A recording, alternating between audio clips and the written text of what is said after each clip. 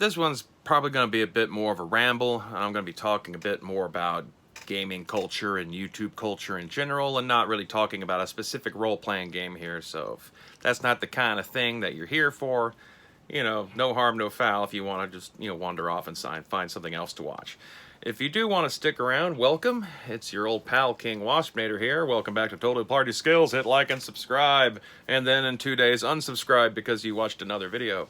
There's a thing I've noticed with my older channel, which is currently under the title The King Waspinator Vault, and with this one, although it hasn't been as bad of an issue on this one, I've always had this thing happen where I'll lurch forward a bit in subscriber count and then lose like half of it before I see another burst of forward motion again. And I can just imagine it's because, like, my content's a little over the map in terms of my opinions, and I'm just gonna say, if you're looking for a channel to, do a little confirmation bias kind of thing for you, I'm a bad choice. Because my opinions are kind of all over the place, and inevitably I'm gonna, like, say something that you might not entirely agree with. And that's fine. An argument and disagreement is, part of what life on this damn planet is, as talking apes, as we are. I have always found it weird. I mean, like, every once in a while, I'm not going to say that I never get them, but every once in a while I do get a thoughtful, critiquing kind of comment. And, in the end, I kind of find that, like, in most cases, the person probably agrees with me more than they disagree with me. Even if they don't necessarily see it. Some of the things I say, like, tend to percolate in people's brains for a while, and I have a common phenomenon of people who, like, heavily disagreed with me at the time, years later telling me how I was right and kind of shit like that. It's just been a common theme of things. But I'd gotten a comment earlier after seeing I'd lost a couple subscribers this afternoon. I was like, well, I'm going to look through the comments to see if anything, like, was left that might, like, indicate what the hell happened. And, I don't know, like, the only, like, real, like, negative one from recent days was on that video I did about, my opinions on how, the open game license OSR isn't, like, I don't think it's really a good place to stick yourself for writing role-playing games. It has its market, but it has kind of a limited growth thing, and there's this conceit that some of the higher up OSR folks have, that somehow they're going to, like, outlive D&D and be bigger than D&D one day. And that might be the case if they gather a whole shit ton of money together and then buy it from Hasbro themselves. But, like, in the way that a generic cola can't really exist without the name brand cola out there to get people to like it in the first place, I don't see how the OSR is going to be able to not just kind of be in D&D's shadow as long as the OSR remains exclusively a D20 thing. There's, the older people get, you start finding that there's other generations and slices of people who are now also themselves older gamers, but maybe their first memories of D&D wasn't the BX box sets from the fucking 70s. There's people like, to me, old school role-playing is going back and playing shit like After the Bomb, or Robotech, or, pretty much anything by Palladium, and, like, the very first editions of, like, Werewolf the Apocalypse and Vampire. That's my old school from the time I got into D&D. When I got into role-playing games, D&D was kind of a joke. And, like, I can't help but feel that wind is a-coming. There's, like, an explosion of other games, doing well, and more streamers on Twitch and on YouTube, doing shows about other role-playing games. I think people have had enough time to just kind of get bored of what D&D has to offer. And the fact that they keep doing these things, like, having, adventure modules about Magic Carnival festivals and adventure modules about, like, wannabe Harry Potter school bullshit, it's a sign that, like, they're still trying to capture that kid school-age crowd, and that's fine. School-age kids need a nice, colorful, interesting game to get into. But there just comes a point where, as every generation of D&D players gets older, they start to, like, think of it as something of their childhood, and they might still have the role-playing bug, because there's a lot of things about role-playing games that are almost intentionally designed to be addictive. Mostly just to get people to keep buying books, by the way, that you barely even need. But, there's other more mature options out there that's not just doing Conan stories and J.R.R. Tolkien set dressing. And apparently what a stupid and shallow opinion that is. As far as shallow goes, welcome to YouTube. Have you not been watching YouTube and what YouTubers are like? This is a very ego-driven, shallow fucking place, full of cults of personality, which I try to do what I can to avoid, being a part of. It's part of why I'm kind of so casual about, like, not putting a huge amount of production value into this. In many ways, I'm still making the kind of YouTube video that you would have seen, like, a decade ago, and before YouTube went all mainstream and started having advertiser revenue and stuff. And it was just regular people talking into cameras without a bunch of fancy lights and computer graphics and all that kind of shit. I mean, I thought we were on YouTube to get the fuck away from produced television and to, like, get the opinions of real people. But apparently not. We still want talking heads. We just want talking heads that look more like us. Because everyone wants empathy for themselves, but doesn't want to extend empathy to anybody else. And I'm not targeting that at either side of the political divide that also divides everything. And, undoubtedly that's my problem. Because, you'll come in and you might see a video of mine and it sounds like it's expressing an opinion. Oh, I agree with this guy. I'm probably going to agree with everything he says. And then I will say something that is, like, jarringly offensive, possibly. So, and that's fine. I'm not here for followers. I enjoy the opportunity to find some customers, but I do not advertise myself as being the kind of YouTube personality that's for everyone out there, and I don't advertise my games as being for everyone. I mean, like, some of them have, like, intentionally provocative, get under your skin kind of concepts and titles. So, clearly I'm not trying to do some Mickey Mouse shit where I can sell to as many people as possible on my little lemonade stand.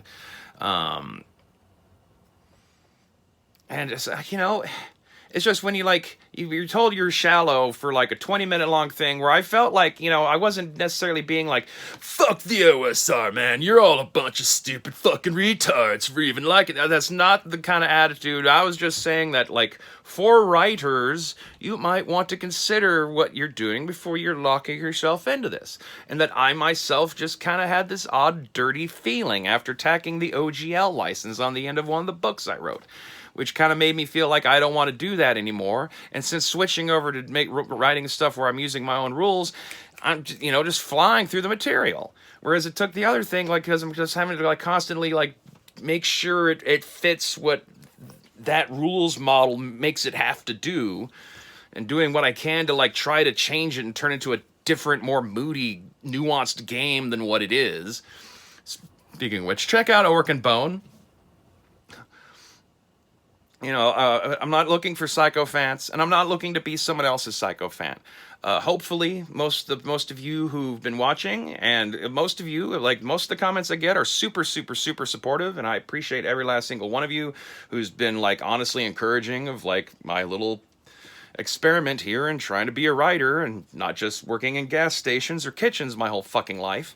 But, like, I don't feel like I float above you, and you shouldn't feel like any YouTuber floats above you. We're all just people.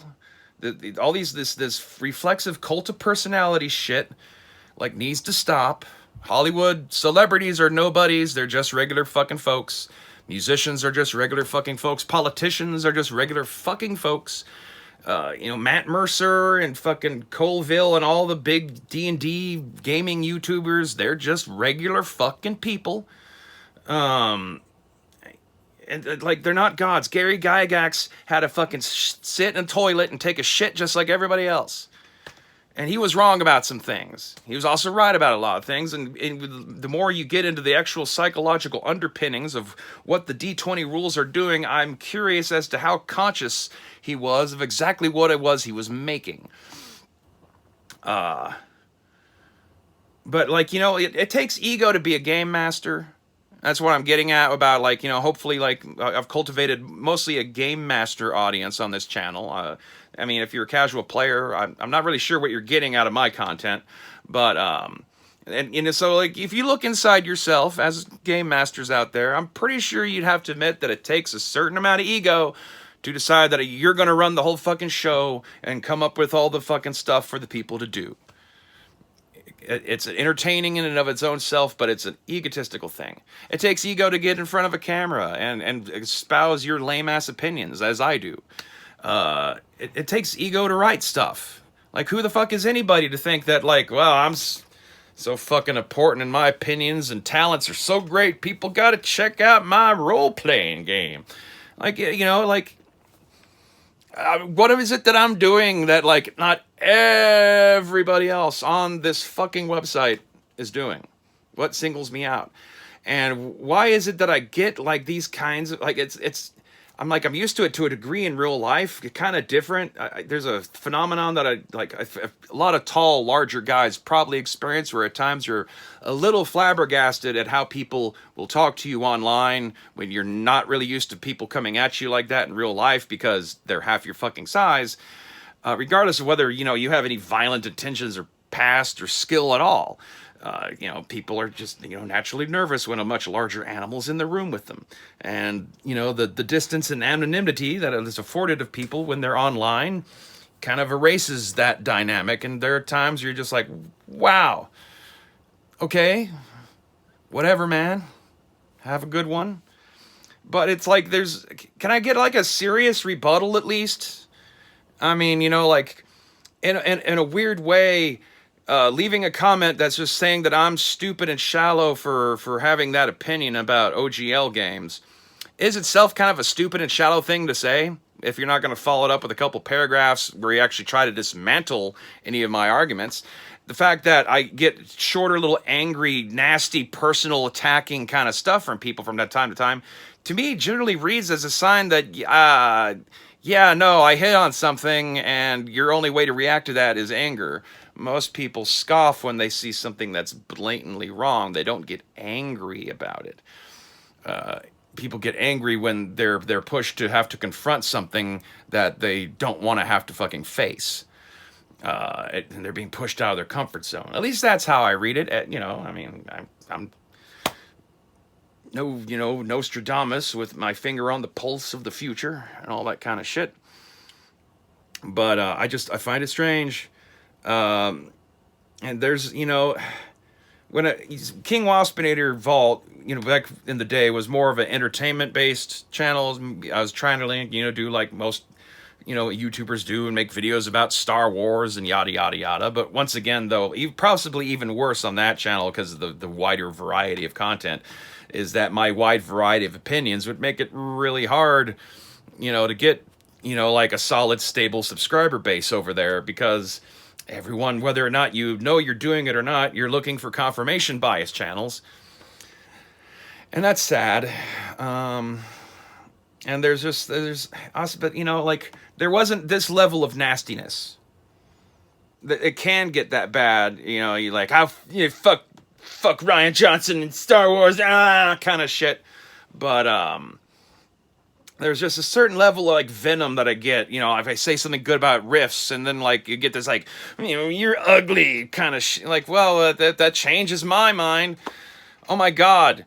You know, like, I did, knowing my audience as much as I do and how I gathered some of you, do you not think I was aware that putting out a video with a dude in handcuffs saying that the OGL OSR is a dead end for writers? Did you not think for a second that I was very conscious of the fact that I'm throwing a large controversial rock into a pond as hard as I can to see if I can get any fucking traction? I mean, isn't YouTube based on controversial opinions? I guess not, at least not for me. Be sure to hit like and subscribe. Tell me in the comments below what a fantastic person I am. Be sure to buy all my stuff on Amazon.com, in print, and or on DriveThruRPG. And stay waspinated.